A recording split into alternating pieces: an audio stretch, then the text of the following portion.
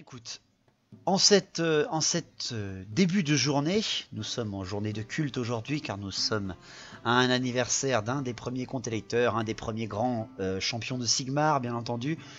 Tu te trouves dans ta chapelle, dans ton église, tu es dirigeant, tu es le prêtre guerrier de cette église, tu as en face de toi, tes sujets non, mais tes croyants, tu as tes prêtresses, tu es en train de psalmodier les psaumes de Sigmar. Qui es-tu? On t'écoute, présente-nous ton personnage. Eh bien, je me nomme Edgar l'Intransigeant. Je suis un prêtre de Sigmar, le dieu de tous les hommes, bien sûr. Oui. Alors, souvent, je m'amuse à parcourir l'Empire pour faire respecter la bonne parole et purger la corruption à l'aide de mon marteau sacré. Et contrairement à ce que mon nom peut laisser penser, je suis quelqu'un de très miséricordieux. Et j'en ai la preuve, c'est que je voyage toujours avec mon tisonnier en forme de comète à deux queues pour pouvoir marquer les mécréants qui ne méritent pas encore la mort. Et ainsi leur rappeler que Sigmar veille, mais que ses serviteurs punissent. C'est parfait. C'est parfait. Ok, tu l'as répété ce matin devant le miroir, je pense. C'est parfait. Je l'ai écrit il y a 5 minutes, vite fait. Je trouve ça génial. Très bien. Et bien justement, au fait de tes pérégrinations, de tes avancées dans l'Empire, tu es originaire de quel coin? Est-ce que tu as des origines bien tracées? Du tout? Tu es un enfant de la route, un prêtre guerrier de la route, un itinérant? Plutôt un itinérant, oui. Tu es un itinérant. Eh bien voilà. Enfin, cette quête de l'itinérance s'est un peu arrêtée depuis, on va dire, 1 ou 2 ans déjà. Tu as trouvé ta place dans le Reikland. Tu as été nommé par demande, on t'a demandé l'église de Sigmar, alors pas l'archidiacre, mais un de ses seconds, t'a demandé si tu voulais pas être le prêtre guerrier protecteur et, on va dire, meneur mental et symbolique de cette ville où tu te trouves en ce moment, qui n'est pas un village, bien une ville qui est dans le Reikland et qui s'appelle la ville de Rextel. Tu es le prêtre guerrier de cette grande ville. Ça fait 2 ans maintenant presque. Tu es devenu leur fanal, leur foi itinérante en elle-même. Comme tu l'as dit, tu apportes ton intransigeance aux hérétiques qui ne méritent pas encore la mort, à ceux que tu pardonnes finalement. Ma miséricorde. Ta miséricorde. J'y tiens. Et tu es en train de psalmodier devant des ouailles que tu connais finalement au bout de ces quelques années de service, à leur service et à ton service. Qu'est-ce que tu fais? Je t'écoute, là tu viens de terminer ton psaume, ils sont en train de prier. Qu'est-ce que tu fais? Je t'écoute. Tu as ce que tu vois devant les yeux. Tu es dans ton église, tu connais donc les chambrées, la chambrée qui est à toi, la chambrée d'une de tes prêtresses, car tu as toujours 2 prêtresses avec toi, pour les soins, etc., au cas où il y ait des malades qui viennent dans le temple. Une est de Shalia, l'autre est de Sigmar, une prêtresse, donc pas une guerrière, une soigneuse. D'accord? D'accord. Tu as un endroit, tu le sais, tu as un endroit pour restaurer les pauvres, et toi-même, bien entendu, qui est donc sur la gauche de l'église. Qu'est-ce que tu fais? Je t'écoute. Mais pendant qu'ils prient, je vais leur rappeler le bienfait du doute. Qu'il faut toujours douter des autres parce que la corruption chaotique peut se cacher dans tout à chacun. Tout à fait, tu as raison. Le chaos s'immisce partout. Personne n'est vraiment innocent, finalement. Oh putain, quand tu vas croiser Abusen, toi, ça va tellement être dangereux. Bien. Tu vas me faire un petit test de perception, s'il te plaît, car il y a peut-être parmi tes ouailles aujourd'hui des gens que tu n'as peut-être jamais vus. Donc ta position de base est en offensif, parce que tu es toujours prêt à purger l'hérésie, mais si tu veux être dans une position différente, il faut bien que tu me le précises, d'accord? L'attentif te donne donc, si jamais tu changes de position, l'attentif te permet d'avoir un bonus de 5 à tous tes jets. La voie du prêtre de Sigmar est de protéger, donc je pense que je vais plutôt être en défensif. D'accord, tu te mets complètement en défensif, ça marche. Donc tu passes en défensif, ta perception est donc à 50, fais-moi un petit test, s'il te plaît, sur un dessin. J'ai fait 17. C'est parfait. Donc, en parcourant la salle, en parcourant la nef depuis ta position surélevée, avec tes yeux inquisiteurs, mais miséricordieux, tu aperçois, la belle petite blonde avec son enfant en bas âge, en premier rang. Tu reconnais le jeune couple qui s'est marié il y a quelque temps, 2-3 paysans, quelques commerçants, oui. Et Au fond de la nef, tu aperçois quelqu'un qui s'est levé déjà, alors que ce n'est pas vraiment le moment, ils ont encore à prier pendant plusieurs minutes. Il s'est levé et il commence à monter la nef. Et cet homme n'est pas un homme comme tu pourrais en avoir déjà vu des tonnes dans ta vie. C'est quelqu'un qui est lourdement armuré. Cette personne s'approche déjà dans la nef, en ta direction, mais n'a absolument pas l'air menaçant. C'est quelqu'un qui vient plutôt d'un espèce de respect teinté d'un œil inquiet. Et je ne le connais pas. Tu ne le connais pas. Ah, mais déjà, les étrangers, j'aime pas ça. C'est un impérial, par contre tu le reconnais, c'est bien un humain de l'Empire. Il ne porte pas par contre tes couleurs. Il n'est pas du Rekland. Mais je vais l'arrêter d'un signe de la main et je vais lui demander d'où il vient. Directement, en plein milieu de l'église, comme ça. Depuis ta position... D'accord, très bien. Donc, direct, il s'arrête, il te regarde. Il a une énorme épée à deux mains. Alors attention, pas celle d'un joueur d'épée, hein, c'est vraiment une épée cérémonielle qu'il porte. Et contrairement à un marteau, il y a une hache. Tu reconnais son accoutrement, il porte comme toi un livre en chaîne autour de lui. Il porte une barbe. Ouais. Il te fait un signe de révérence, mais il avance encore de quelques pas. Il n'est pas du malaisant ou quoi que ce soit, c'est juste qu'il veut apparemment te parler. Il est plutôt en privé apparemment. Apparemment, il n'a pas envie de parler de ça en public, ça se ressent sur son regard, il comprend ton geste, il se montre vraiment plutôt étonnamment respectueux. Un petit test d'intelligence s'il te plaît, mon cher Edgar, tu es toujours à 50. Je te donne un bonus de 10 même, parce que c'est un impérial, t'as 60. Oui. J'ai fait 67. Ah, bon, je te donnerai pas plus que ce que je vais te dire maintenant. Ce n'est pas un impérial du Rekland, c'est un homme du Midenland. Il porte les couleurs je pense avoir, bleues et blanches. Je pense avoir ma petite idée. Tout à fait. Il porte une énorme bête sur le dos.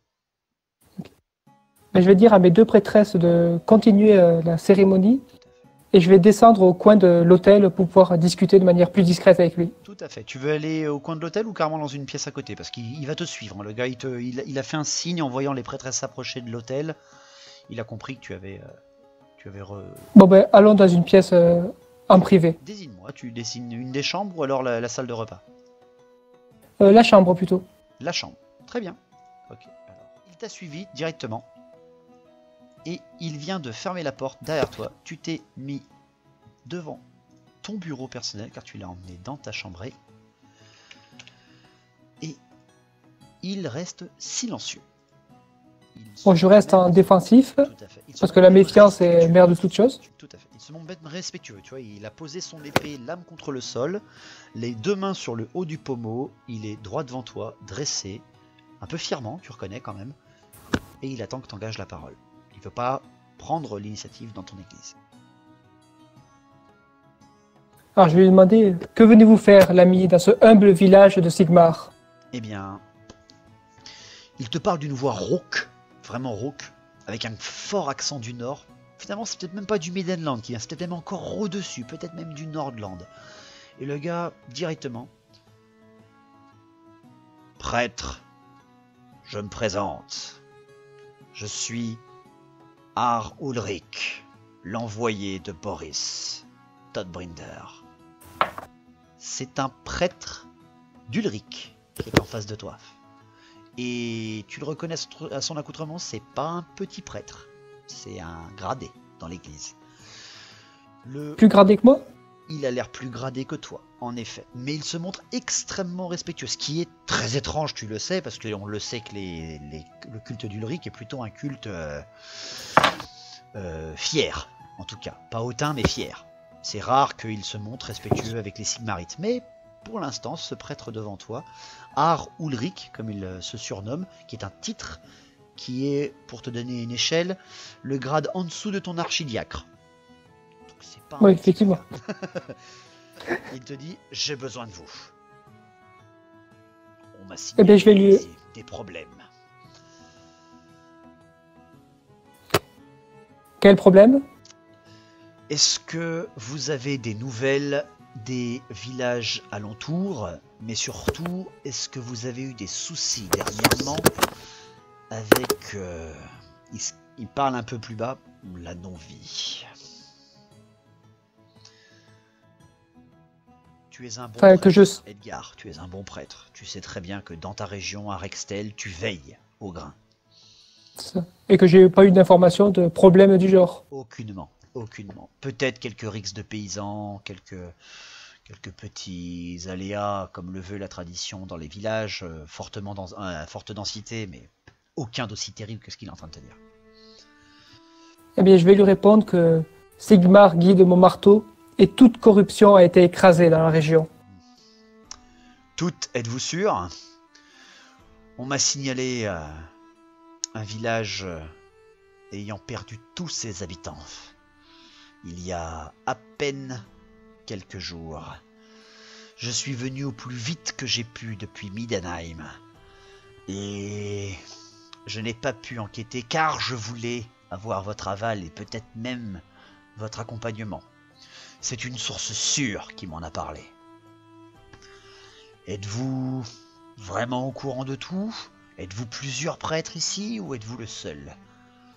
Et malheureusement, je suis seul avec mes prêtresses. Tu es seul, ouais, tu es seul, complètement.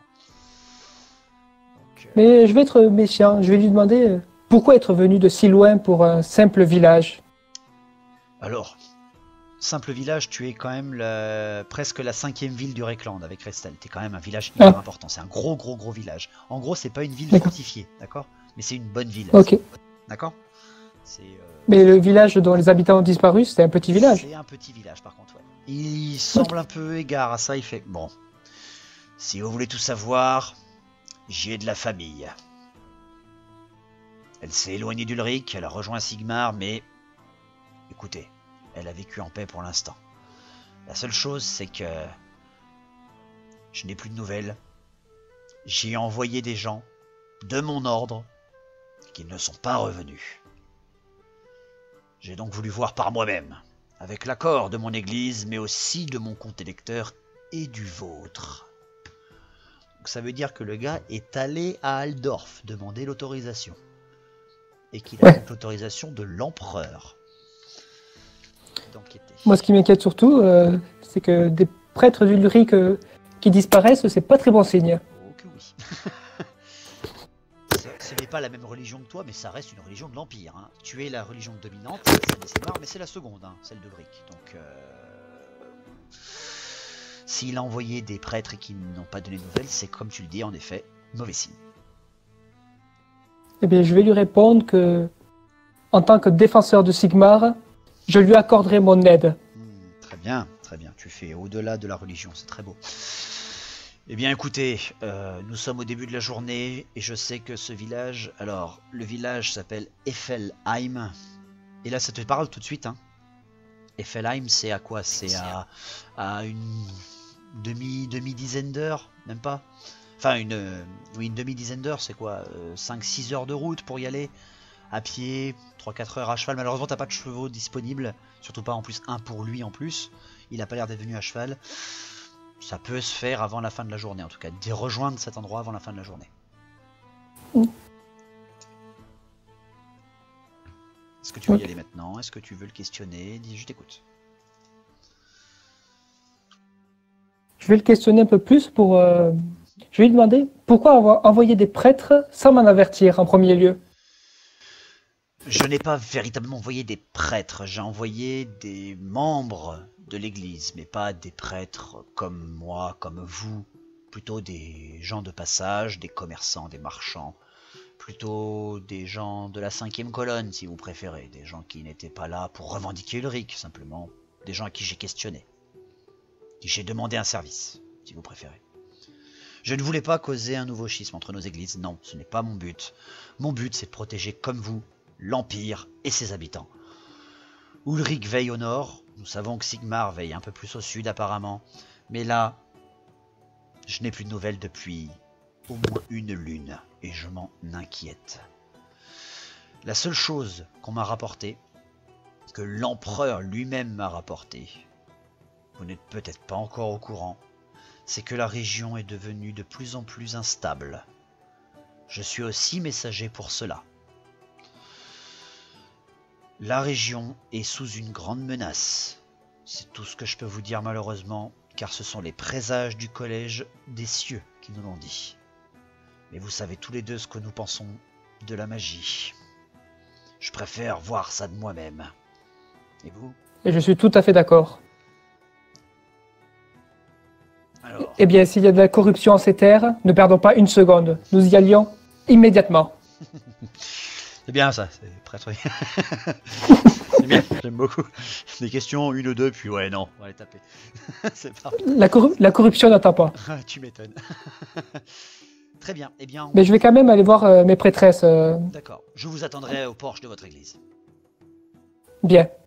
Donc tu le vois sortir de la pièce en ouvrant la porte et tu te diriges vers tes prêtresses.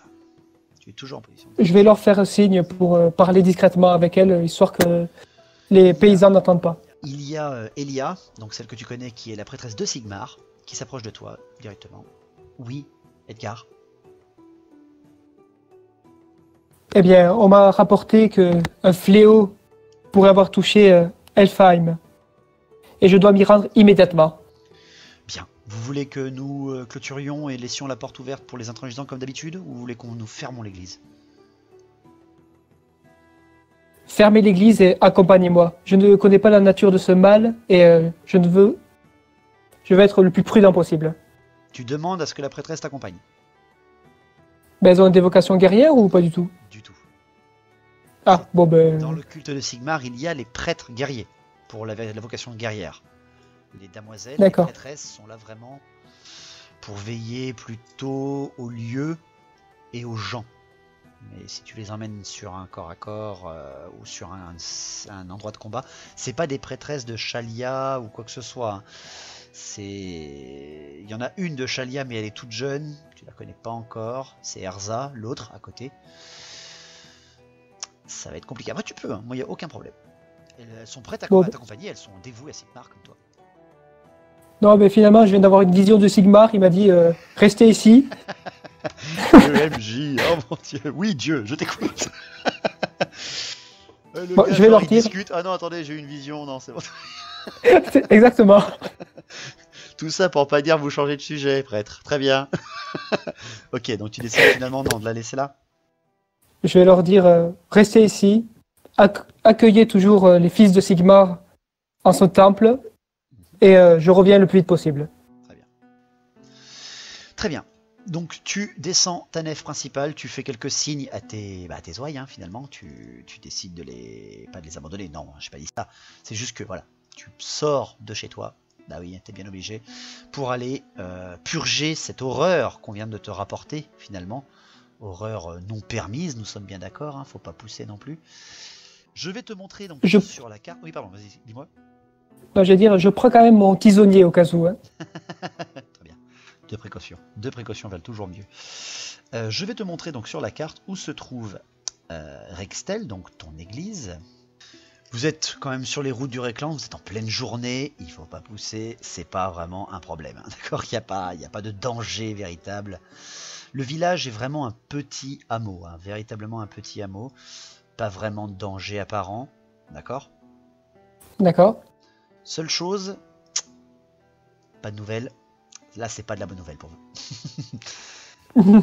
Et donc, au bout de 5 heures de route, 5 heures à peine et demie, vous arrivez dans les restes du village. Alors, pas les restes, mais le village en lui-même. Qui, étrangement, ne t'a pas véritablement inquiété depuis que tu es arrivé là. Pourquoi? Depuis le chemin, je veux dire. Car tu voyais des fumées apparentes dans les cheminées. D'accord? Quelque chose qui est quand même... D'accord. Un village abandonné où il n'y a pas de nouvelles, mais des cheminées actives. Bah. C'est étrange. Pourquoi ils nous ont dit qu'il y avait des problèmes alors? Et il me paraît comment le village Eh bien, le village est certes avec des fumées en activité, mais très étrangement avec une fumée très blanche, donc c'est des fins de feu, hein, ça fait presque certainement les dernières braises qui fument à l'intérieur des cheminées, mais il n'y a personne, littéralement personne. C'est un village qui tu le connais, hein, c'est une de tes paroisses. Elle n'a pas d'église, elle n'a pas de chapelle, elle a un cimetière avec un petit mausolée fortement aménagé parce qu'il y a eu, voilà, il y a eu quelques brigandages dans le coin et donc malheureusement 1 ou 2 massacres avant que tu sois en activité, bien sûr, sur ces lieux, hein, évidemment, donc tu les protèges. Mais Oui, maintenant c'est plus des massacres, c'est des purges. C'est ça. Et il y avait au moins, allez, de ta mémoire, au moins une quarantaine d'habitants à cet endroit. Et plusieurs commerces, dont au moins une taverne et une auberge. Il y a quand même quelque chose qui va pas là. Eh bien, je trouve pas ça très normal, du coup, qu'il n'y ait personne en plein milieu de la journée. C'est tout à fait Je logique. vais quand même, c'est ça. Du coup, je vais indiquer à Ulfric, au prêtre d'Ulric, Ulric, de se méfier et je vais essayer de me diriger vers la maison, enfin, s'il y a la maison d'un doyen ou d'un chef de village. Alors, la maison de doyen, non, malheureusement, hein, ils ne sont pas encore assez, on va dire, développés, hein, si je peux me permettre, pour en arriver à avoir besoin d'une gestion autonome, d'accord ? D'accord. La seule chose, c'est que, ouais, de gestionnaire du coin, non, ça c'est sûr. Bon, allez, je peux t'accorder quand même de trouver peut-être une tête importante, on va dire le marchand que tu connaissais le plus riche, qui se trouve à l'auberge principale, qui est donc en forme de T. D'accord, donc celle en bas à gauche. Non, celle en haut. Ah oui, pardon, oui. Un gros T écrasé, pardon. J'ai pas fait prêtre de Sigmar pour lire. Hein. Lire? À part lire les accusations, ça ne sert à rien. Ok, donc tu veux te diriger vers le T. Donc celle qui est en T, d'accord. Je vais me diriger et je vais frapper à la porte. Ah oui, parce que comme tu le vois, j'ai pas eu le temps de te le dire, mais en effet, tout est fermé. D'accord. Eh bien, je frappe à la porte en disant ouvrez au nom de Sigmar. Aucune réponse. La porte est lourdement fermée. Et la chapelle se trouve où par rapport à... C'est pas une chapelle, c'est un mausolée. C'est un endroit plutôt, non pas de prière, mais de recueillement qui se trouve au niveau du cimetière. Le cimetière est par la voie qui descend à votre gauche, à Ulric et toi, et il faut faire à peine une quinzaine de minutes pour arriver jusqu'au cimetière. Eh bien, je vais me diriger vers la fenêtre de la taverne pour essayer de voir Tout à fait. s'il y a quelque chose à l'intérieur. Alors là, c'était à l'auberge que tu as tapé. Hein, excuse-moi, c'était à l'auberge que tu as tapé. Tu donc essaies D'accord, de l'auberge. voir par les fenêtres de l'auberge, qui est le grand bâtiment en L, lui, donc à gauche, en effet. Et malheureusement, tu vois que le foyer, bah oui, le foyer, certes, il est en train de finir de griller. Et en regardant à travers toutes les fenêtres, tout est vide. Tu fais plusieurs Eh contrôles. bien, Les verres ne sont pas sur la table, les chaises sont pas en bordel, mais pas rangées non plus. Comme si tout le monde avait posé ses affaires et était sorti. Tu vois, donc pas de panique, vraiment, comme s'ils étaient partis il n'y a pas très longtemps. Il n'y a pas de griffure, pas de sang, très étrangement. Est-ce que c'est normal qu'il n'y ait vraiment personne? Tu vois que lui ne t'a pas suivi, il est allé voir le moulin, le grenier, l'endroit où il est la tour. Il est allé jusqu'à la porte qui elle est ouverte et se rapproche de toi en disant ça. C'est normal qu'il n'y a personne. Non, ce n'est pas normal. Quelque chose ne tourne pas rond ici. Vous aviez parlé d'un fléau de la non-vie? C'est ce qu'on se doute, car qu'est-ce qu'il pourrait être d'autre? Les sabots fourchus ne frappent pas dans la région, le Réclande est trop bien protégé. Ces hommes bêtes frappent plutôt vers chez moi. Je me méfie. Vous avez déjà vu ça? Un village entier qui disparaît? Aucune panique, et surtout, aucun mot, aucune alerte.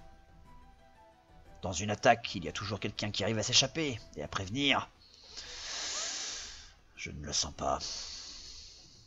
Il n'y a pas de sang, il n'y a pas de cadavre. Ce n'est pas normal. Fais-moi un petit Allô, au mausolée. Perception, s'il te plaît. Ah. Tu es resté en défensif, en offensif, en attentif? Toujours en défensif. Toujours en def, ok.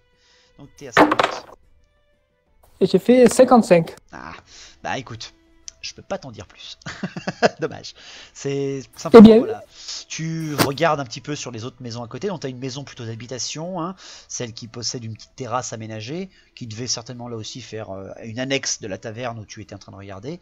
Tout est fermé, les volets également sont fermés, tu peux pas voir à travers. Et la maison, plutôt l'espèce de maison d'habitation à la droite du croisement, donc celle qui est isolée un petit peu presque dans les bois, elle aussi est calfeutrée, comme si les gens étaient partis en voyage, mais en laissant les cheminées du reste du village allumées. Ils n'ont pas dû finalement partir depuis très longtemps, au final. Bon, ben, vu qu'il avait parlé éventuellement d'un fléau de la non-vie, mon instinct de prêtre me dit que je devrais aller visiter le mausolée, au cas où. Bien, très bien. Donc tu guides Arulric en direction du sud, car tu sais que le mausolée, il n'était pas sur votre route en venant, malheureusement, hein, ça aurait été pratique au final. Vous auriez pu vous y arrêter direct, mais non, tu le sais, il est un peu plus à l'écart. Il est un peu plus bas dans une crevasse, enfin pas dans une crevasse, mais dans une partie de la région un peu plus basse, non loin d'une forêt assez touffue. C'est un lieu de recueil. Mais c'est un lieu de recueil qui est fortement fréquenté malheureusement, parce que comme je te l'ai dit, il y a eu des attaques il y a à peine 2-3 ans, qui ont fait beaucoup de morts, des attaques orques, qui a donc dû avoir une nécessité des prêtres de mort, hein, et donc de faire un assez grand cimetière. Et là tu vas me faire un test de commandement. Tu as un test à 70, Arulric va en faire un lui aussi. Arulric réussit. Ouais. Et j'ai fait 5. Oh, réussite critique. Ok, ça commence bien. Ah ben le commandement, la perception peut-être pas, mais le commandement... Le commandement, oui. Eh bien c'est très simple. L'allée principale qui mène à ce cimetière, bon, c'est des endroits que tu n'aimes pas vraiment. Hein, t'es pas un prêtre de mort, t'es un prêtre de Signar. Et en fait, plus tu approches de ce cimetière, la luminosité baisse. Ben oui, vous êtes parti vers les 10 heures, il est déjà plus de 16 heures. La nuit commence bizarrement à pointer son nez, mais plus tôt que d'habitude quand même. 5 heures de l'après-midi, ça te paraît un peu tôt pour que le ciel s'assombrisse comme ça. Mais c'est pas par rapport à la luminosité, c'est que un brouillard épais approche de plus en plus. Et au final, quand vous arrivez au niveau du cimetière, vous voyez qu'il est dans un état lamentable. Les portes sont défoncées et au sol, et les murs d'enceinte sont détruits, pour la plupart. Pas détruits d'érosion, hein, ils sont détruits. Vous arrivez du nord. Je vais te montrer comment vous arrivez. Ah. Ça pue la corruption tout ça. Non. Non, c'est une manifestation. Maudit gilet jaune. Oh putain, ils sont allés jusque là. Voilà ce que tu vois, ce que tu ressens au fond de toi. Comme tu le vois, en quelques minutes, l'ambiance a changé. Tu sens au fond de toi, Arulric aussi l'a senti, quelque chose ne va pas du tout. Et encore pire, vu que tu as fait une réussite critique, je te le donne, au sol, tu vois beaucoup de passages marqués. Des passages qui vont vers où? En direction du cimetière. Beaucoup de pas. De traces dans le sol. Eh bien, je vais y rentrer doucement dans ce cimetière. Tu restes en laissant défensive. C'est ça. J'essaie de regarder vers la droite en espérant que Ulrich regarde plutôt sur la gauche. Tout à fait, tout à fait. Il en bonne dualité, ce qui est assez étonnant. C'est aussi un prêtre, je lui fais confiance, même si c'est... C'est quand même un prêtre, hein, tu l'as ressenti au premier abord, il s'est montré très respectueux pour un prêtre de risque qui est très rare. Donc, écoute, pour l'instant, comme tu dis, tu lui fais confiance. Et à peine... Enfin, confiance pour un prêtre. Confiance de prêtre guerrier, on est bien d'accord. À peine êtes-vous entré à l'intérieur que tu vas me faire un test de perception. 27. Très bien. Je t'aurais donné en plus un bonus, vu que tu étais encore en réussite critique à l'instant. Arrivé à l'entrée, tu entends à travers le brouillard, difficilement parce que la vision se trouble une fois que tu passes la porte défoncée du temple du jardin de mort, tu entends dans ce cimetière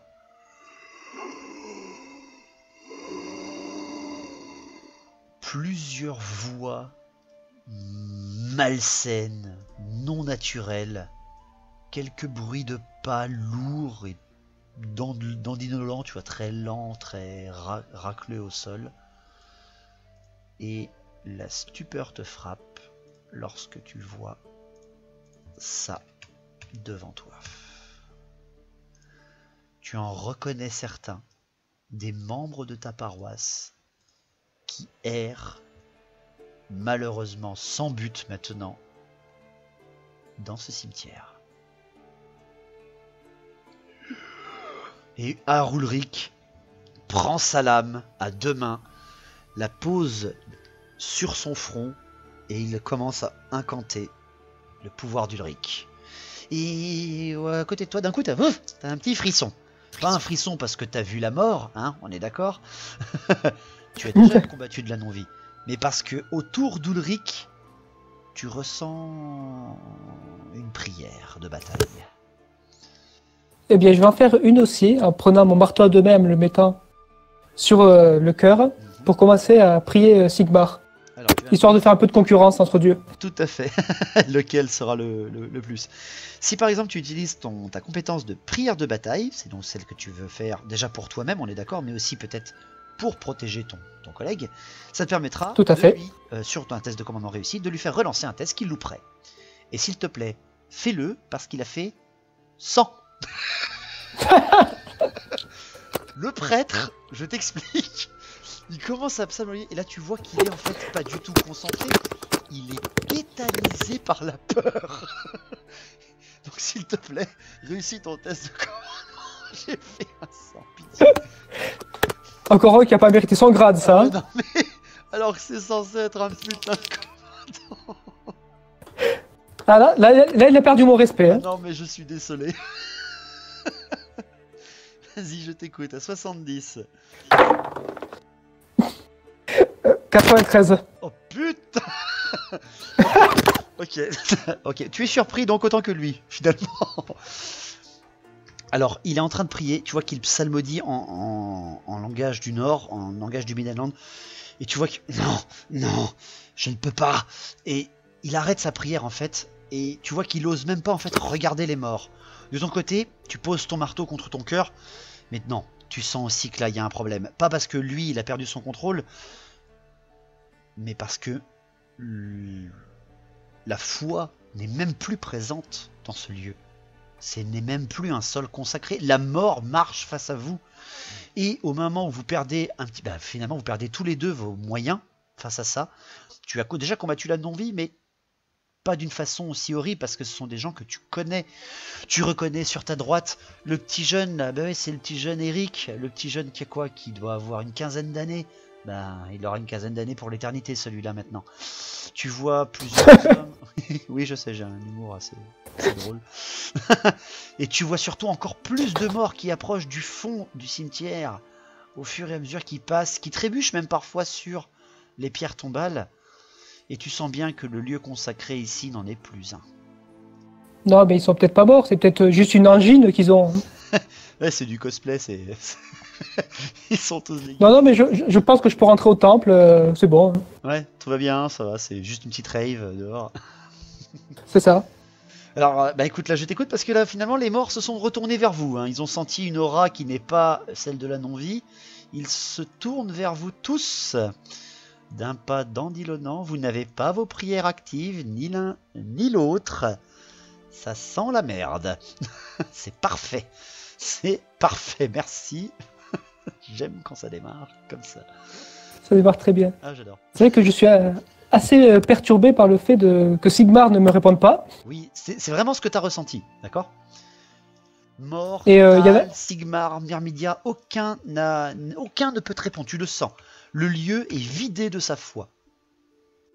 Et ils sont tous en train d'approcher vers moi? Ah regarde, je te montre. Ils convergent. L'avantage, c'est qu'ils sont extrêmement lents. Allez, je Eh ben, dis-moi. j'ai Ulrich, lui, proposé il a fait un à... sang, il est tétanisé. Est-ce que je peux faire un test de commandement ou d'autorité pour essayer de le remotiver et qu'il m'écoute? Tout à fait, tout à fait. Alors par contre, tu as fait un gros échec avant, il a fait un 100. Je te demande ce test, mais avec un malus de 20. Tu es donc à 50.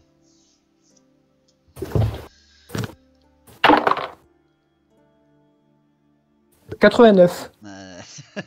Alors Ulrich, bouge-toi le cul, man. Tu sais, tu l'insultes le gars, au lieu de le motiver. Mais vous êtes Mais par Sigmar, fais quelque chose! Mais non, mais je m'en fous de Sigmar. Mais en fait, tu le vois, tu essaies en fait, t'essaies de te motiver en le motivant, en fait. C'est bien les impériaux, vous savez, vous êtes encore plus fort quand vous êtes unis. T'essaies de poser ta main sur son épaule pour lui dire on va y arriver. C'est pas parce que ce lieu a perdu sa foi que nous devons la perdre. Et là, tu le vois, il a les yeux tétanisés devant lui et il regarde un des zombies et il fait c'est mon fils, je ne peux pas. Et il commence à avancer vers eux, mais Je peux le retenir? vers le bas. Il faut que tu fasses un test de force. 55. J'ai fait 73. Aïe aïe aïe aïe aïe, pas facile, mon cher Quentin, c'est pas si facile que ça là. Hein. Il n'y a pas Sigmar. Il n'y a pas Sigmar, voilà, il n'est pas là pour te protéger. Est-ce que son fils est vers l'avant des zombies? C'est celui qui est le plus en avant, justement, celui qui est le plus proche de vous dans votre direction là. Il a avancé de quelques pas. Dans ce cas, je voudrais passer devant mon compagnon et mettre un grand coup de marteau dans la tête de son fils. Ah putain. Oui, je veux moi aussi que tu fasses ça. Vas-y, vas-y. Très bien, donc je te demande pas de test parce que ce sont des zombies. Hein. Ils ont plusieurs règles qui les font frapper bien après vous. Mais tu vas quand même faire un petit test d'attaque car tu vas passer au-devant d'Ulrich. De toute façon, ce n'est plus son fils, c'est de la corruption ambulante. Et oui, mais il a fait un 100. 26. Alors, tu arrives, bah, tout à fait, aucun problème. Les zombies ne peuvent jamais esquiver. Ils sont là pour prendre des coups, ils sont là pour... C'est des pantins, hein, littéralement. Tu arrives... Bon, tuer des enfants, c'est plus simple. Tu es resté en défensif, c'est ça? C'est ça. Tout à fait. Tu as ton marteau à deux mains ou tu as tes deux marteaux à une main? Tu as pris que ton marteau? Ah, j'ai mon marteau à deux mains. À deux mains pour l'instant, très bien. C'est simple, tu vas me faire donc un jet à 1 des 10 sur un zombie. Tu es contre un zombie, c'est-à-dire que tu peux avoir un bonus de 5 à ton jet. Et oui, c'est des zombies. Eh ben, j'ai fait 3. Eh ben écoute, 5, 6, 7, 8. Boum! Tu frappes de haut en bas en direction de son crâne pour lui amener le pardon éternel, finalement, hein, la miséricorde éternelle, n'est-ce pas? Et tu abats ton marteau et tues le zombie une nouvelle fois, sans problème. Est-ce que je peux crier poule pendant que la tête est en train de voler? Si tu veux, si tu veux, ça va te réveiller à Ulrich. Et donc, voyant ça, il essaie de se reprendre. Putain, il n'y arrive toujours pas, cette poule là, il fait 78. Et bon, ça l'a choqué ce que tu viens de faire, mais il n'avance plus. Il est resté tétanisé. Il sait pas quoi faire. Et les zombies arrivent, et l'horreur encore pour toi, c'est qu'il en arrive encore d'autres. Je te rappelle, le village, tu savais qu'il avait plusieurs dizaines d'habitants. Ouais, donc ils sont bien facilement une quarantaine. En tout cas, au plus, ils seront une quarantaine en effet. Eh bien, je vais essayer de reculer en prenant Ulfric pour me reculer au niveau du portail. Comme ça, je me dis déjà, s'ils arrivent deux par deux, on pourra plus facilement les gérer. Tu fais donc une fuite stratégique. Une retraite stratégique. Pardon, oui, retraite, c'est vrai que c'est mieux dit comme ça. Très bien, tu veux essayer donc de le tirer parce que malheureusement, comme je te l'ai dit, il reste Hagar. Il a vu le reste de son fils être purifié par Sigmar. Fais-moi un petit test. Là, je vais essayer de le tirer un petit peu. Je vais le secouer. Là, tu veux le secouer, tu veux pas le tirer. Ah, d'abord, j'essaie de le secouer pour le réveiller. Alors, c'est un test de commandement. Allez, c'est l'ultime. Allez, un bonus, t'es à 75 parce que là, t'as repris tes esprits, tu viens de tuer une hérésie, ça va un peu mieux déjà. Ça me motive. Voilà. Et j'ai fait 11. Ah, bah voilà. Tu lui dis quoi? Tu lui dis, ce n'est plus votre fils, il est purifié. Je t'écoute, vas-y. essaie de me faire un beau petit discours là. Je lui dis, votre fils n'est plus là, mais la corruption l'est encore. Et par Sigmar et par Ulrich, nous devons la purger. Et là, d'un coup, il te regarde les yeux dans les yeux. Mon fils, mon fils. Ah, ah, ah. Et là, tu vois, d'un coup, il fait un 10, le gars. Tu vois. Non, finalement, en fait, oui, il faut tuer son fils une nouvelle fois pour qu'il reprenne les esprits. Et là, le gars, en fait, ok, il reprend son aplomb, il reprend son courage. Et d'un coup, non, il va pas reculer, lui. C'est un prêtre d'Ulrich. Et il fonce. Il fonce en avant. Il arme son épée à deux mains au-dessus de son épaule droite et il va faucher du zombard. Eh bien, je vais prendre mes 2 marteaux et je vais le suivre pour lui couvrir ses arrières parce que je me dis, vaut mieux pas être devant. Oui, oui, il vaut mieux pas être à côté même. Parce que le gars là, il va purger à ton niveau et peut-être même au-dessus un petit peu. Alors voilà un petit peu où il en est. Je te montre pour que tu me dises dans quelle direction tu vas. Est-ce que tu le suis? Est-ce que tu vas le protéger à sa gauche, à sa droite? Je t'écoute. J'essaie de le suivre et en fait d'attaquer les zombies qui près essaient de le contourner, de l'entourer. D'accord. Donc plutôt, hop. Comme Donc ça. oui, ceux qui sont sur la gauche déjà. Ouais, ceux qui sont à droite d'Ulrich. T'as Ulrich. Tac, donc t'arrives dans cette position. Tu restes en défensif? Oui. Ok, tu restes en défensif, donc c'est marqué défensif, mais tu t'inquiètes pas. Tu as bien sûr l'initiative, vous avez tous les deux l'initiative, et tu ressens à côté de toi, ah ben voilà, il fait des jets de 10 maintenant, il est chaud patate. Tu ressens, il est en train d'hurler le nom d'Ulrich, à chaque fois que tu vois sa lame faire le moindre geste, tu vois qu'elle perle de givre un petit peu sur la lame. Elle perle de givre, mais d'un givre qui ne te provoque pas un malaise, plutôt une bénédiction. Ah, peut-être que la foi revient enfin en ce lieu. Et chouk, tu vois qu'il passe sa lame dans la masse qui se pose devant lui et qui te découpe 2 zombies sans aucun problème. Mais dans ce cas, je vais essayer de murmurer des prières à Sigmar et je vais pas le laisser tuer tous les zombies. J'en veux aussi pour moi. Allez, vas-y. Alors, d'abord la prière, vu que tu as largement le temps de faire 2 actions, ce sont des zombards. Hein. Je t'écoute. Et là, peut-être en passer une quand même, à 70. J'avais fait 22. Eh ben, c'est parfait.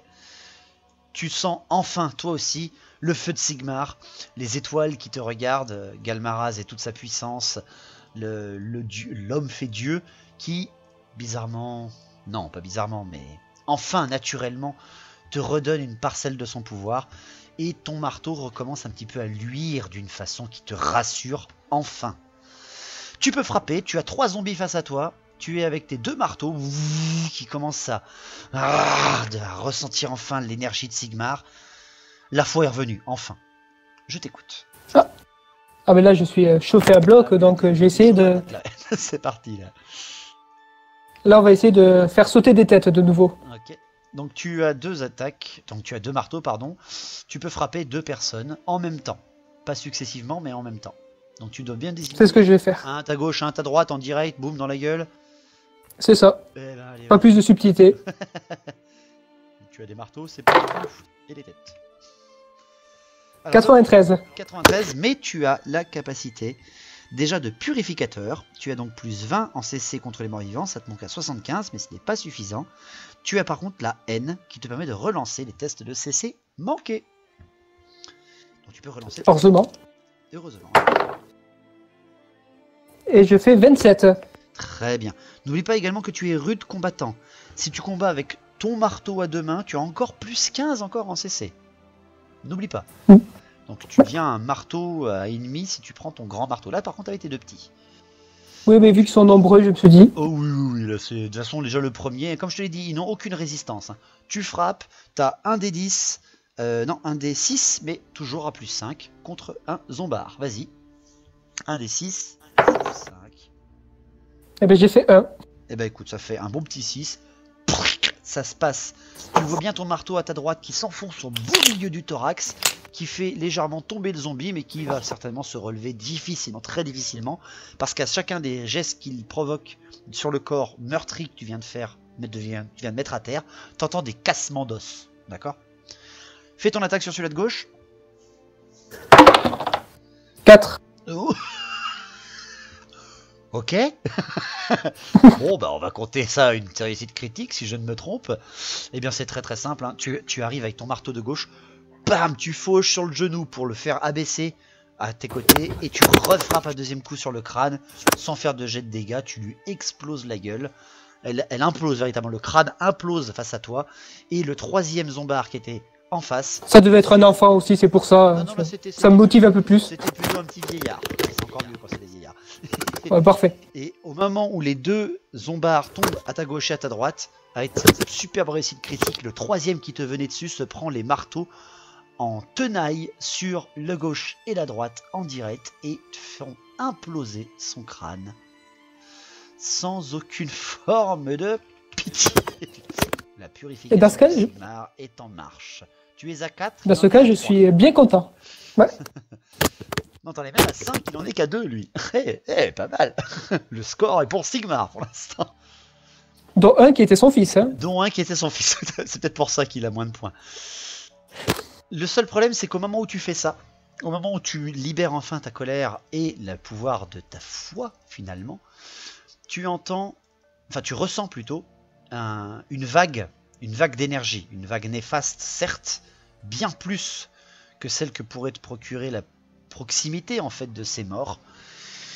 Et fais-moi un petit test d'intelligence, s'il te plaît, je te donne un bonus de 10 parce que là ça a l'air pas du tout naturel. Tu es quelque chose d'important, donc tu es à 60. J'ai fait 85. Ah non, dommage. Tu reconnais certes quelque chose de non naturel, ok oui, c'est de la magie de la non-vie encore une fois qui là d'un coup. Mais est-ce que je sais d'où ça vient? Alors, c'est une... Non, justement, je peux pas te donner la proximité, parce que si t'aurais fait une réussite, je t'aurais donné d'où elle venait, d'accord? Mais là, ce qui te choque le plus, c'est que cette énergie donc, a produit on va dire une espèce d'impulsion, d'accord? Donc ça vient bien par contre de l'endroit où tu es, hein, cette impulsion, néfaste. Mais ce qui t'horrifie, c'est qu'au moment de l'impulsion, quelques secondes après, tu vois certaines tombes qui s'ouvrent, poussées de l'intérieur ou de sous la surface, et arrivent autour de vous des bruits de petits claquements d'os, des bruits, seulement des bruits, pas de murmures, pas de paroles, pas de pardon. Et les morts se lèvent. Certains anciens guerriers portant leurs armes se lèvent, d'autres paysans avec quelques outils qu'on leur avait laissés pour qu'ils les accompagnent dans l'au-delà, et quelques autres simplement avec leurs doigts osseux qui se dressent autour de vous. Eh bien, dans ce cas, je vais crier à Ard Ulrich qui ça ne sert à rien de continuer à combattre ces zombies, il faut trouver la source du mal. Lâche le mausolée! Le mausolée! Il est en train un petit peu d'être submergé, il a 5 zombies sur lui, Ard Ulrich. Il n'est pas en panique, hein, il est juste en colère, on est d'accord. C'est un prêtre, c'est un grand prêtre quand même, hein, faut l'avouer. Mais voilà. Oui, enfin, il a pas montré jusqu'ici. Hein. Pour l'instant. Mais voilà, tu as encore une bonne presque dizaine de zombies qui s'approchent de toi. Et il te montre du doigt le mausolée, ce qui est à dire le grand bâtiment allongé en bas à droite de la carte. Eh bien, je vais me diriger en ligne droite en fracassant tout ce qu'il y a sur mon chemin et sans forcément m'occuper de mon camarade s'il n'a pas besoin. Dac, tu décides de charger à travers la ligne en fait. C'est ça. Je vais te montrer à quoi ça ressemble. Tac, donc voilà ce que tu devrais... Ce que tu vois, je veux dire, avant de charger. Donc, tu vas me dire un petit peu comment tu vas... Est-ce que tu traces direct comment tu fais?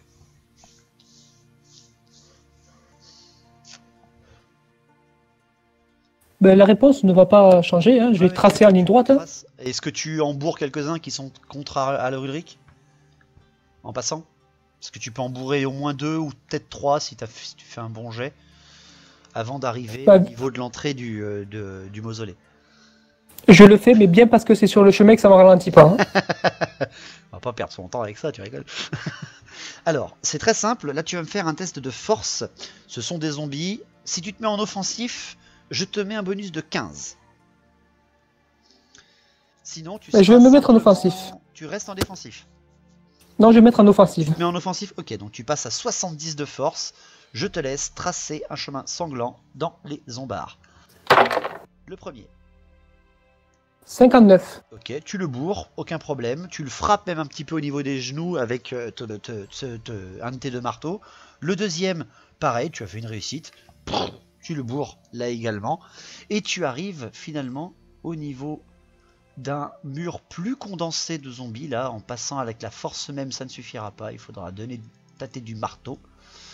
Car il s'amasse très étrangement comme mu d'une volonté autre.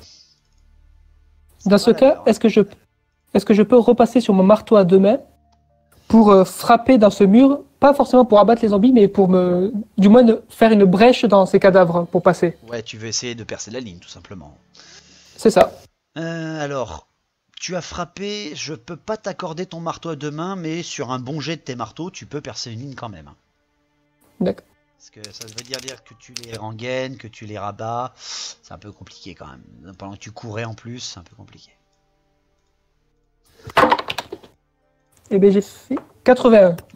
Alors, 81, tu peux relancer, t'as cessé manquer, heureusement. 87. Ah bah non.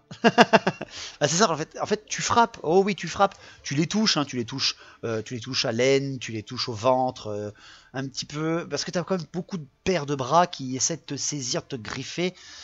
Et malheureusement, tu frappes, mais ils ont une allonge aussi longue que la tienne, parce que t'as pas justement eu le temps de prendre ton marteau à deux mains.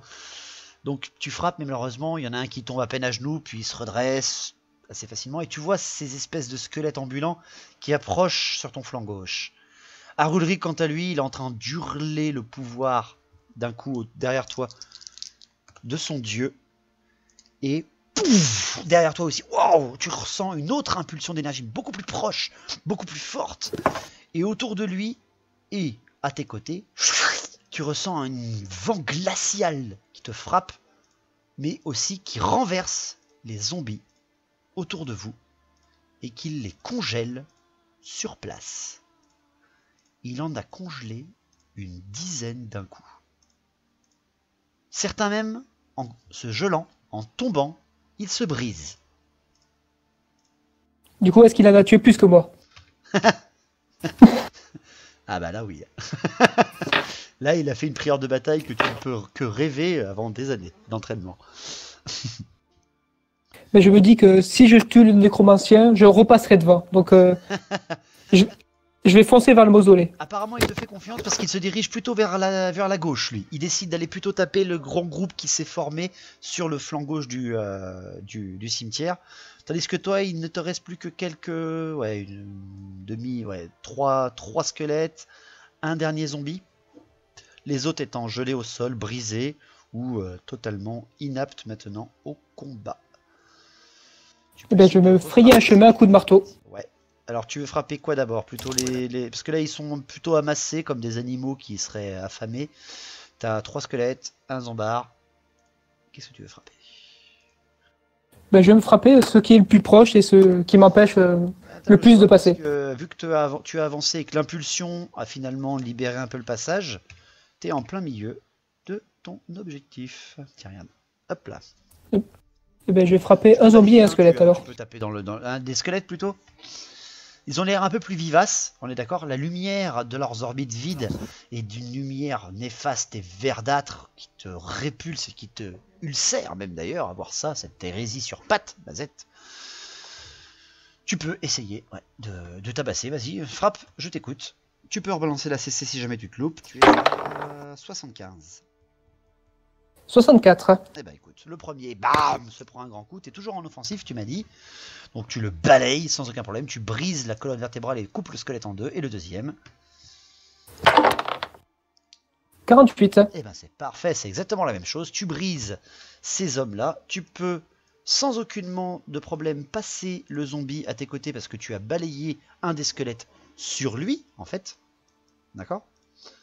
Tu as propulsé les débris du squelette en fait sur sa gueule, ce qui fait qu'il Un peu comme la tête du fils. Tu l'as pas balancé sur son père, ça aurait été classe, hein, mais tu l'as pas balancé sur son père. Là, je n'y ai pas pensé. Tu lui donnes. Ah, au fait, regardez, un petit souvenir. Et tu arrives devant la porte du mausolée, lourdement, elle est lourdement fermée, elle est ferrée, hein. C'est pas un grillage, c'est vraiment une grosse porte ferrée. Et sur un petit test de force, tu vas me l'ouvrir. L'ouvrir, la défoncer? À l'ouvrir. Et je fais 8. Oh, très bon test. Pour ouvrir une poignée. Oh, bah voilà. C'est très simple. C'est pas comme Bédiver qui défonce les portes en les pétant, en fait, en pétant le mécanisme. Non. Tu arrives à tirer cette porte qui est verrouillée, étrangement, et tu tombes là-dessus.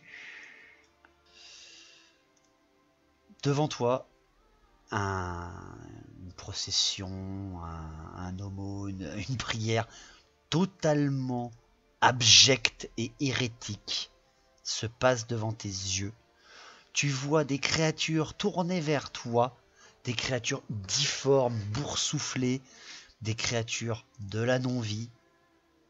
Tu reconnais des ghouls nécrophages en train de terminer de déguster malheureusement un membre humain, des intestins et d'autres choses. Et tu vois au fond de cette chapelle 3 énormes formes massives. Et sur l'autel, dans ton horreur, un cadavre éventré en train de se faire invoquer ou tripoter par la magie. J'ai pas d'autres mots plus classe. Qu'est-ce que tu fais? Eh bien, face à ce harcèlement de rue inadmissible, est-ce que je peux repasser sur mon marteau à deux mains? Oui, là, vu que tu as ouvert la porte, tu as pu rengainer tes marteaux sur leur ceinture, d'accord, sur ta ceinture. Il y en a un à ta gauche et un à ta droite. Ton marteau est toujours dans ton dos, tu peux le saisir si tu désires. Tu es toujours en Eh bien, je vais foncer. Oui, je vais foncer sur la première goule. Et si à la fin, je vais lui faire manger mon marteau. Oui, c'est tout à fait logique, nous sommes d'accord. Je t'en prie. Alors là, par contre, il va me faire un test de vitesse, s'il te plaît. Tu viens d'ouvrir, elles étaient en faction à l'entrée, mais bon, elles sont en train de finir de manger. Je te donne un bonus de 5. Tu es à 45 en vitesse. C'est pas un test facile, mais ça peut changer la donne. 37. Parfait, tu arrives, et dans la fureur de la colère de Sigmar, tu arrives au contact, et tu peux frapper avant elle. Je t'en prie, tu es avec ton énorme marteau. Tu es à alors 5, 6, 7, 75. Tu es à 4. Putain, mais en fait, t'as un score énorme. T'es à 90 contre du mort-vivant. Avec ton marteau à deux mains. Que tu peux. Et relançable. Et oui. 73. Tu es en offensif, 93. C'est très simple. Elle va tenter quand même de t'esquiver parce qu'elle n'est pas un zombard. Elle est un peu plus vive. Et quand on fait un 84, on ne l'est pas assez, donc elle se prend le marteau en pleine gueule. Tu es en offensif, tu fais un dégât max de 24 dans sa tronche, et tu lui arraches, enfin tu lui implantes en fait. Est-ce que je peux lui faire... Est-ce que je peux faire sauter la tête pour essayer de taper la tête de la femme qui tripote Tu veux essayer de faire du golf en fait, c'est ça? Exactement. Eh ben écoute, je te l'accorde ce fait, d'accord. Tu vas me faire un test en fait, tu vas me jeter un D6, d'accord. Et ça va faire le nombre de cases à peu près, un D6 plus 2, ça va être le nombre de cases sur le parquet, en fait, sur le sol, où t'envoies la tête. Si tu fais un gros score, tu peux même la toucher avec la tête de sa propre goule. Ah, c'est l'enfant tout à l'heure, ça va créer une vocation. Et je fais 4. 4, 5, 6, ouais, bah, elle tombe en fait au pied des 2 énormes squelettons en armure lourde qui sont à côté d'elle, malheureusement. Au moment où tu as fait ça, les 2 ghouls qui sont sur ta gauche et ta droite te foncent dessus, l'une et l'autre. Tu es en offensif, tu n'auras donc qu'un test de résistance si elle te touche. La première, à ta gauche, te frappe. Et malheureusement pour elle, les griffes acérées de cette créature qui sont recouvertes de putréfaction et de chair sanguinolente, ben elle glisse en fait sur ton armure, elle n'arrive pas vraiment à frapper correctement. Tandis que celle sur la droite, putain, fait à nouveau un 100. Sigmar protège. Ah bah là oui. Et en fait dans sa course, elle, tu la vois en fait totalement arriver. Tu t'attendais à c'est une attaque de tenaille, elles étaient 3, tu étais tout seul, et tu as reculé au moment où elle te chargeait, et elle rentre en contact avec celle qui est à ta gauche, et te dégage du corps à corps, en entendant d'ailleurs un gros au moment où elle se rentre l'une et l'autre dessus. Non mais sérieux quoi. Probablement que quand ils étaient vivants, c'était des prêtres d'Ulrich. Oui, ouais. Ou alors c'était des amants, ils sont reconnus, t'es la différence. Oh, bon, voilà, parce qu'elles ont presque fusionné, elle t'a chargé, tu vois, à pleine force. Elle était en offensif, elle essayait avec ses deux crocs, enfin ses deux griffes, ses deux crocs de te choper la jugulaire. Tu as reculé, tu sais, en tendant le pied, ou en tendant le manche de ton marteau pour lui faire un croche-patte. Et bam, elle s'est baladée dans sa pote, et elles se sont envoyées valdinguer l'une et l'autre dans le décor. Certainement l'une ou les deux se sont brisés des ossements vitaux. Enfin, de la non-vie, mais tu vois ce que je veux dire. Je vois plus ou moins. En gros, il n'y a plus de corruption. Pour l'instant, en tout cas, les ghouls se sont elles-mêmes presque finalement enlevées de ton chemin. Fais-moi un test de résistance tout de suite. J'ai fait 15. Oh, très bon test. Tu ressens à nouveau une énorme impulsion d'énergie magique, mais malheureusement ce coup-là néfaste, magie de la non-vie, qui émane depuis cette femme habillée en rouge devant toi. Une onde d'énergie qui te traverse et qui, grâce à Sigmar, ne te propulse pas au sol, ne te maudit pas. Sigmar te protège et elle te sent même traverser les murs et se propager, peut-être même comme celle que tu as sentie tout à l'heure. Elle est née et provenue de, enfin, elle est venue de cette femme en armure, armée d'une rapière et d'une hache, en train de psalmodier sans bouger face à ce cadavre.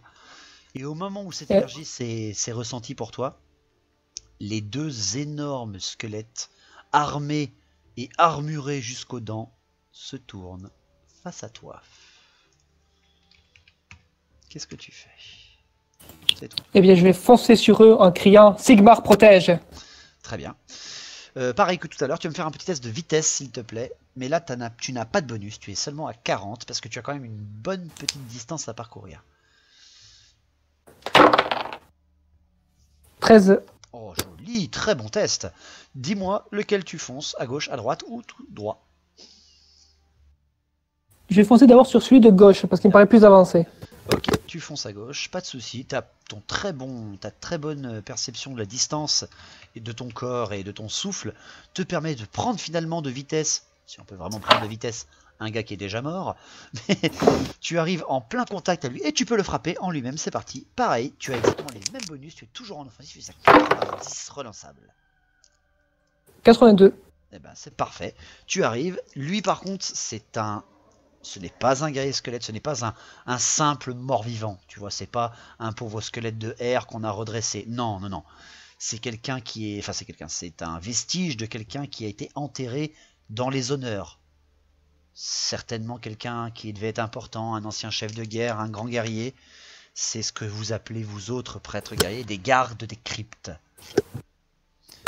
Et au moment où tu essaies de le frapper de toute ta puissance avec un excellent jet, il contre dans une énorme surprise pour toi ton attaque et dévie l'attaque au dernier moment. Vraiment au dernier moment. Je suis très surpris. Oh oui, t'es très très très surpris. Il a fait un 8. Je m'attendais pas d'une telle vivacité de la part d'un squelette. Il a fait un 8.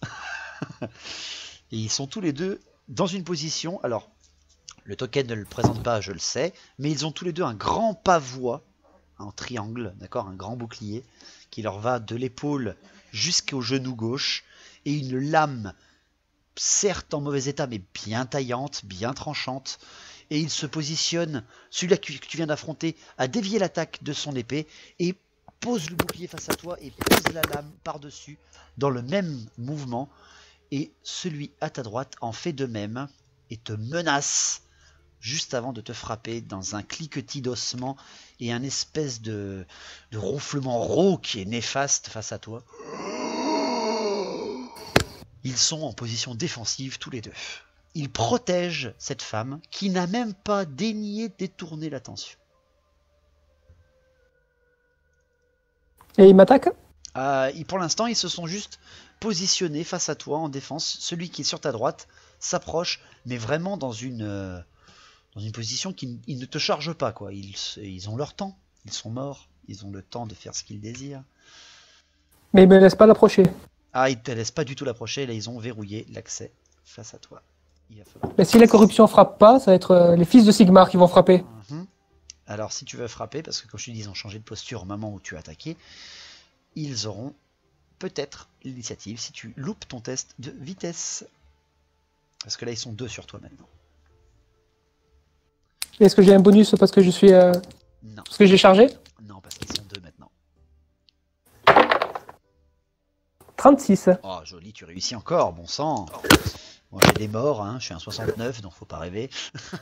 Heureusement que je suis plus rapide que des morts. Ben c'est déjà pas mal. Je t'en prie, tu peux frapper comme tu le désires, tu peux faire si tu veux. Je peux t'accorder le fait d'essayer de balayer les deux, mais ça va être très compliqué. Tu vois qu'ils sont beaucoup plus massifs, ils sont en armure lourde. Il va falloir que tu te concentres là pour le combat. J'essaie d'abord d'en aplatir un pour passer ses défenses. Donc frapper le bouclier ou le pavot en lui-même, ou alors vraiment pour essayer de tout fracasser, quoi. Essaie de peut-être frapper... Non, frapper par-dessus le pavois si, s'ils n'ont pas l'air trop grands. Voilà. C'est juste simplement, il va lever le pavois en défense, hein, il va encaisser le coup. De toute façon, ça va être très compliqué. Bon, mais j'essaie de peut-être frapper à travers directement. Ouais, t'essaies de balayer. Allez, vas-y. T'essaies donc celui-là qui est face à toi. Allez, vas-y. C'est ça. 47. Ça passe. Moi, je vais tenter. Hop. Alors là, ce coup-là, malheureusement, il n'a pas la vivacité magique de t'esquiver.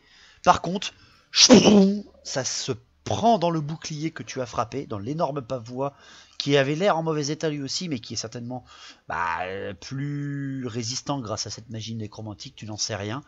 Mais le seul truc, c'est quand même tu as réussi à le balayer, tu l'as fait reculer de 2 pas. Le seul souci, c'est que celui qui est à côté prend sa place pour verrouiller l'accès que tu essaies de percer jusqu'à cette femme. Et il va t'attaquer. Et il attaque. Oh, merci. J'ai fait 1. 0, 1. Sigmar, s'il te plaît. Ouais, bah alors là, Sigmar, il t'attaque. Par contre, ils sont en défensif. Je te l'ai bien dit tout à l'heure. En fait, il essaie de frapper des stocks dans ta jambe droite. Depuis, tu sais, la technique des Romains, hein, tu vois, il lève un peu le bouclier et il essaie de frapper des stocks sur ta jambe. Tu ne vois pas le coup arriver. Tu ne peux faire qu'un test de résistance sur une réussite critique. Sinon, tu prendras le coup. Ce n'est pas une réussite critique. Non, ça ne suffit. C'est pas une échec critique non plus. Non plus. Eh bien, c'est simple. Tu sens au fond de toi pourquoi tu n'as pas acheté de pourquoi t'as pas acheté de protection de jambes, bon sang de bois. L'armure s'arrête au niveau du torse, bordel. Ça coûtait pas si cher que ça. Non, tu ressens au fond de toi la lame se planter, parce que c'est bien un estoc qu'il a fait, et traverser ta cuisse de part en part, sur l'intérieur de la cuisse en fait, et tu te retires, je vais jeter, c'est un des 10. Oh, t'as du pot, tu te retires 2 PV. Elle te coupe en fait l'intérieur de la cuisse, elle te transperce pas. La douleur te fait penser à être transpercé, mais non. Le deuxième est à tes côtés. Et il va à son tour profiter de la réussite critique de son comparse pour te frapper. Et il fait un 33, il réussit. Tu peux par contre là faire ton test de résistance sans malus. 42. Très bon. Il frappe, mais ça tape ta spalière de plate sur ton épaule gauche. Tu as une petite douleur, et c'est là que tu entends, au moment du combat où tu recules un tout petit peu, où tu as les 2 pavois qui à nouveau... Tu n'as pas reculé de grand chose, hein, mais les 2 pavois là te bloquent complètement l'accès.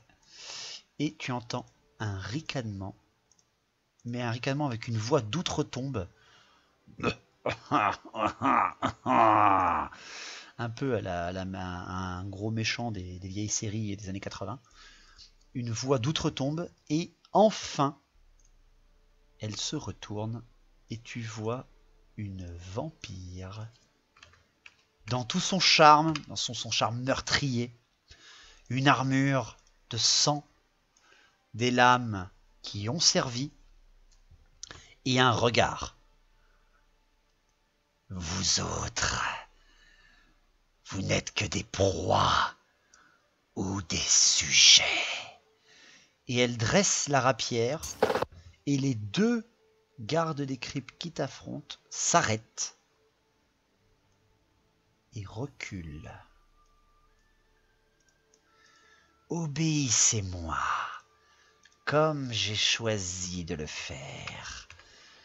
Je réponds à leur appel et ils me fournissent.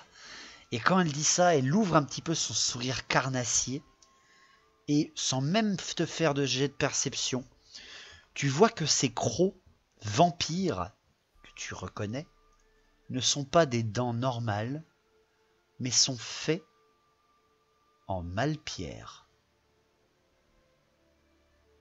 En malpierre? Oui, elle a des crocs de malpierre. Et elle a l'air totalement groggy. Elle a les yeux, déjà, qui représentent non pas la vie, on est bien d'accord, il n'y a pas de luminosité bénéfique ou néfaste, il y a seulement un espèce de surplus d'énergie qui crépite un petit peu comme si tu avais des petites bulles de malpierre qui sort de son regard. Elle a des mouvements un peu erratiques, tu vois. Et elle fait « Vous êtes des sujets, je suis à leur service. » Et elle fait reculer ses gardes des cryptes. Eh bien, je vais pointer mon marteau vers elle et je lui fais « Au nom de Sigmar, affronte-moi si tu te crois plus fort que la lumière de tous les hommes. » Très belle parole. Affronter, affronter, alors que je peux soumettre. Et là, tu sens une nouvelle impulsion magique. Tu peux me faire un test de résistance, mais ça sera une résistance mentale, c'est donc ton commandement.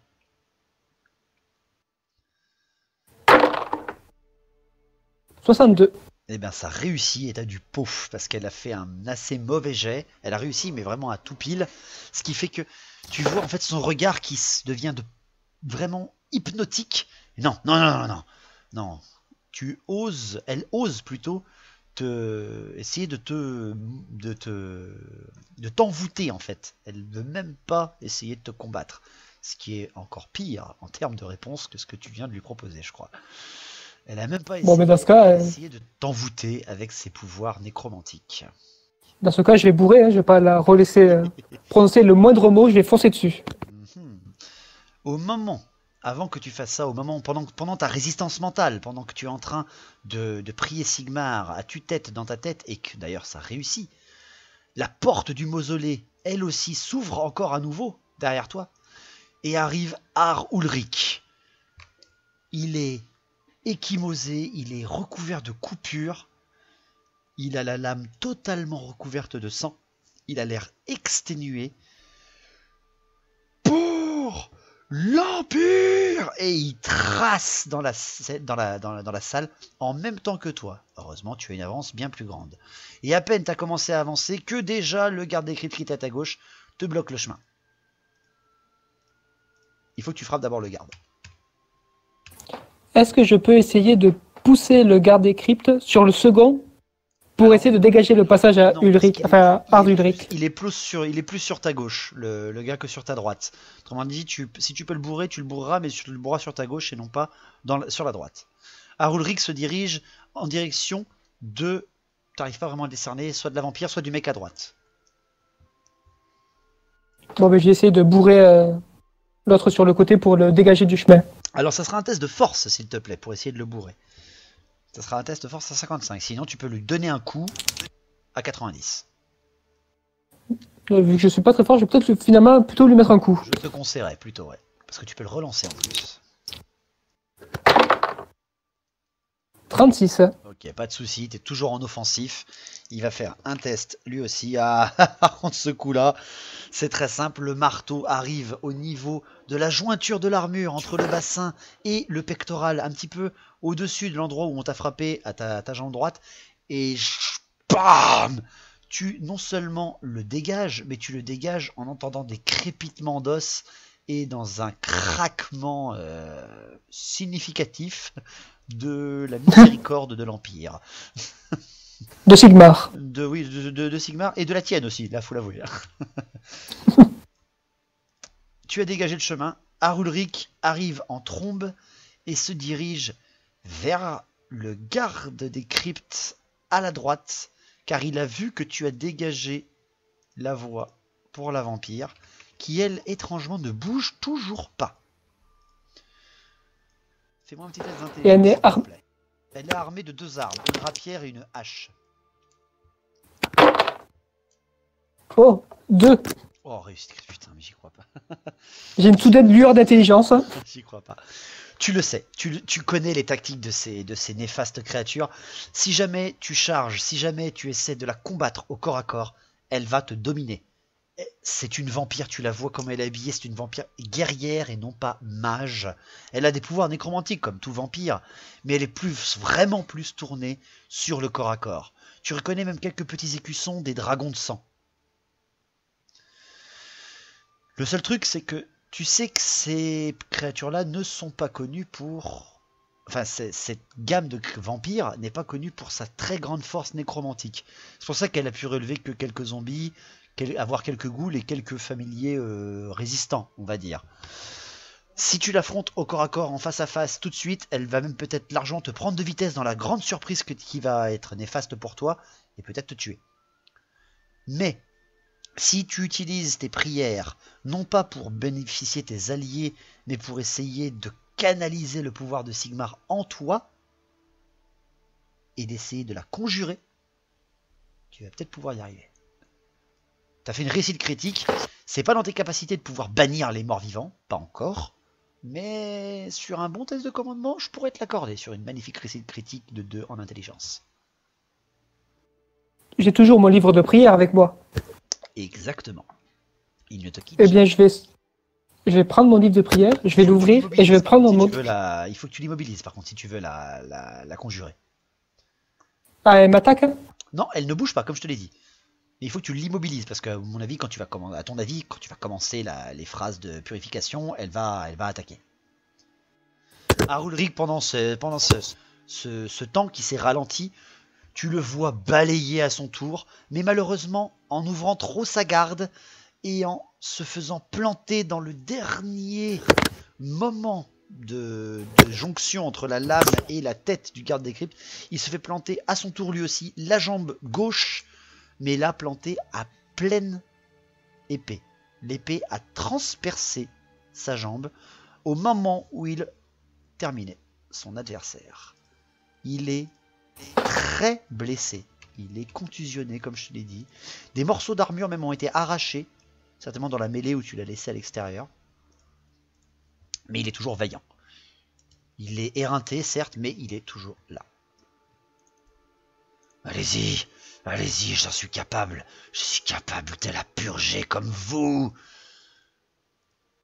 Dans ce cas, je vais foncer sur la vampire, pas pour essayer de l'attaquer, mais pour essayer de la bloquer, pour qu'elle ne puisse pas atteindre Arulric. Par exemple, tu vois, de le plaquer le dos contre l'hôtel pour bien que ça la casse en deux, tu vois, un truc comme ça. C'est ça. Ok. Avec ton marteau, oui. Genre avec le manche devant pour bien la bourrer. Et éviter qu'elle morde. Oui, éviter qu'elle te morde, c'est très important.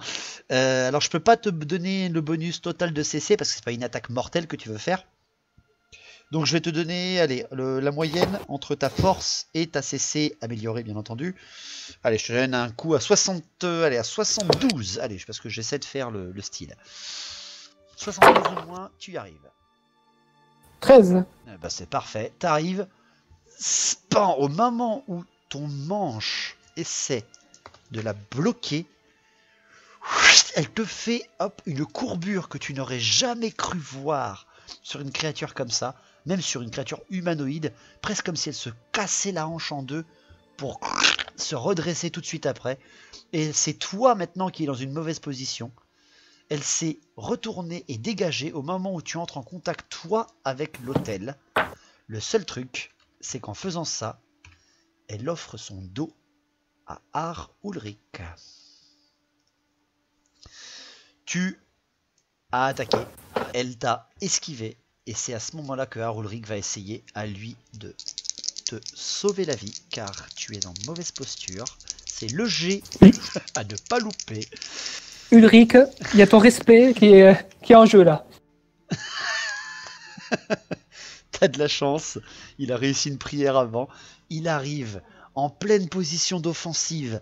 Il prend son épée à deux mains bénite et en prière, émanant de pouvoir glaciaire de Ulrich. Et il la plante de bas en haut, dans le bas du dos. Tu vois la lame ressortir au niveau du pectoral, bien dans une forme ascendante, d'accord. Et tu le vois hurler de puissance et lever le cadavre de la vampire au-dessus du sol pendant quelques secondes avant de la faire tomber. Mais elle n'est pas morte. Il a dégagé son épée. Elle est au sol, elle a lâché ses armes, elle est les deux genoux au sol. La lame est sortie de son corps, elle a les armes vers le bas, et elle te regarde, elle vous regarde un petit peu de gauche à droite, tu vois, avec la tête qui fait des saccades, qui doit péter sa nuque à chaque mouvement qu'elle fait, en fait. Et elle fait... Je ne suis pas vraiment la cause, je ne suis juste que la conséquence. Qu'est-ce que tu fais? Elle est désarmée là. Elle n'est pas désarmée, elle a encore ses armes dans la main, c'est juste qu'elle s'est fait transpercer par une lame bénite de l'église d'Ulrich en position offensive. Il vient de te sauver la mise, mais quelque chose de rare. Bon, est-ce que je peux au moins mettre ma botte sur son bras pour éviter qu'elle m'empale d'un coup? Alors, de ton côté, c'est la hache qu'elle a, de l'autre côté, c'est la rapière. Le seul truc, c'est que là, tu vois, il lui a sectionné même la colonne. Après, est-ce qu'elle va pouvoir faire un geste? Tu n'en sais rien. Si tu amènes ta jambe, elle peut te transpercer, enfin te trancher la jambe avec une hache, là. Hein.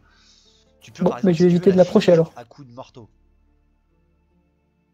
Mais je vais plutôt lui crier quelle est l'origine de cette corruption? L'origine... Tu vois qu'elle est de plus en plus saccadée dans ses mouvements. L'origine, elle est avec le corps nu. Et Ulrich la décapite devant toi. Mais je vais faire un signe de tête content à Ulrich. Ne jamais les laisser parler. Toujours les tuer. C'est Croc en Malpierre, Maître. Qu'est-ce qu'une vampire ferait avec ça? Il l'a décapité. Donc, mais je parle à Ulrich. Oui, bien sûr. Je veux dire, la tête est récupérable, etc. Alors, maintenant que la situation s'est à peu près calmée, tu vois que les deux ghouls sont erratiques, ne sont pas encore véritablement totalement mortes, mais au moment où vous avez décapité la vampire, tu vois que leurs mouvements se sont abattus au sol. Et au fond de toi, là, certainement dans l'oxygène que tu viens d'inspirer au moment où la vampire a été décapitée, l'ambiance a l'air beaucoup plus légère. Malheureusement, tout ce qui t'entoure, tu le sens au plus profond de toi, a été profané. Le cadavre sur l'autel dans le mausolée, par exemple, en est une bonne preuve, si je peux me permettre. Ouais. On va faire appel à l'Inquisition et aux prêtres de mort pour nettoyer tout ça. Oh que oui. Qu'est-ce que c'est cette créature, le corps nu? Qu'est-ce que c'est que ça? Qu'est-ce qu'elle a voulu dire par là? Quelle était que la conséquence? Edgard, expliquez-moi. Qu'est-ce qu'elle vous a dit pendant que je n'étais pas là? Elle n'a qu'à proférer des accusations de corruption. Je ne crois aucun mot des vampires. Mais ce qui est sûr, c'est qu'un plus grand mal se cache dans ces terres. Un mal que nous allons devoir pourfendre.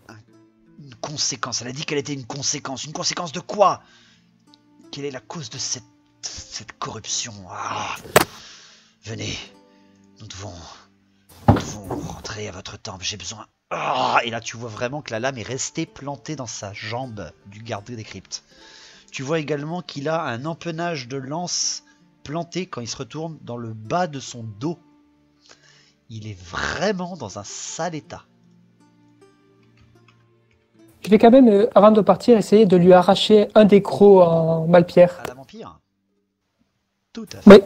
Alors c'est très simple, hein. Je te fais faire aucun geste parce que tu es en position plutôt beaucoup plus calme maintenant, hein. La situation s'est calmée. Tu commences après à approcher le crâne de cette vampire, tu lui ouvres les crocs avec tes mains gantées, hein, bien entendu, tu vas pas avec les doigts ouverts quoi. Et Au cas où, hein. tu lui pètes un croc qui vibre un petit peu au moment où tu le brises et tu ressens que ça a été taillé véritablement pour ressembler à un croc, mais que ça a été implanté dans sa gencive. Mais tu remarques que c'est tellement mal fait que ça n'a pas pu être elle qui l'a fait. C'est ce qu'on lui a fait. Peut-être, lui t'as fait une très bonne réussite d'intelligence tout à l'heure, peut-être que c'est une forme de soumission de cette vampire pour la soumettre à quelque chose. Et tu sais que les crocs vampiriques, c'est quelque chose qui ne touche jamais ces créatures. C'est leur façon de faire leur progéniture. S'ils se les brisent et qu'ils les remplacent par autre chose, ça ne marche plus. C'est donc quelque chose qui est autre que les morts peut-être qui ont fait ça. Mais est-ce que je connais un peu l'origine de la malpierre? Les Skaven, pour moi, c'est qu'une légende. Tu sais juste que oui, les Skaven pour toi sont une légende, véritablement. Surtout pour toi, prêtre de Sigmar, c'est une légende. Ce ne sont que des hommes bêtes finalement, un peu différents, mais ce ne sont que des hommes bêtes comme il y en a partout dans les bois, quoi. Tu sais juste que la vampire, oui, elle est dangereuse, qu'elle est néfaste. Voilà, c'est quelque chose qui est pas bon du tout. Mais si tu veux garder quelque chose, une preuve de ce passage de cette corruption, tu le fais bien, je pense. Mais je vais garder un petit éclat histoire de pas commencer à m'infecter par cette corruption qui m'horripile. Tout à fait. Alors tu Et as sur toi des petits compartiments, des petites boîtes par exemple pour conserver les choses profanées, les choses ou alors les choses bénites, hein, pour les protéger de l'extérieur. Tu as des petits récipients si tu veux. Mais je vais faire ça. Très bien. Au moment où vous ressortez, tous les deux, tu vois des tas de cadavres partout. Il a bien fait son boulot, hein, ça c'est sûr. Il a bien nettoyé les lieux. Il n'y a plus vraiment de morts vivants qui... Je sais pas si ça se dit vraiment, on sait pas très bien. Il n'y a plus vraiment de morts vivants qui sont autour dans ce cimetière. On va dire que le calme, lui, est revenu. Si je peux me permettre. Le seul truc, c'est que tu vas me faire un test de perception, s'il te plaît, en sortant. Comme je te l'ai dit, la région était plus basse. D'accord ? Le village le village abandonné, très certainement par les habitants qui ont été envoûtés finalement et donc tués plus tard. Car tu le comprends maintenant, elle envoûtait aussi les créatures à faible d'esprit, sans aucune méchanceté. Ben voilà, ils se sont retrouvés dans ce cimetière et ils sont devenus ses pantins en fait, à leur tour. Mais tu sais que le territoire qui vous entoure depuis le cimetière permet, grâce à sa particularité un peu plus bas, de voir les collines au loin et donc de voir par exemple Rextel, de voir peut-être même un peu Ubersreik qui est un peu sur son rocher au loin à plusieurs jours de marche. Donc fais-moi un test de perception s'il te plaît. 38. Très bien, tu réussis. Et en fait, au moment où tu sors, la nuit est tombée. Ça y est, hein, la nuit, et non pas la nuit maléfique des morts vivants, de leur brume, etc. C'est vraiment une brume naturelle, là. Tu as vu que tu es dans une cavité forestière, ça tombe un peu plus vite. Mais c'est là que l'horreur te frappe. Car au loin, sur les collines, en direction de ta ville, en direction de Rextel, tu vois beaucoup plus de lumière qu'à l'accoutumée. Et c'est là que tu te dis que la ville que tu as juré de protéger, le temple tes gens, tes prêtresses. Tu reconnais que cette lumière, c'est de la lumière des flammes.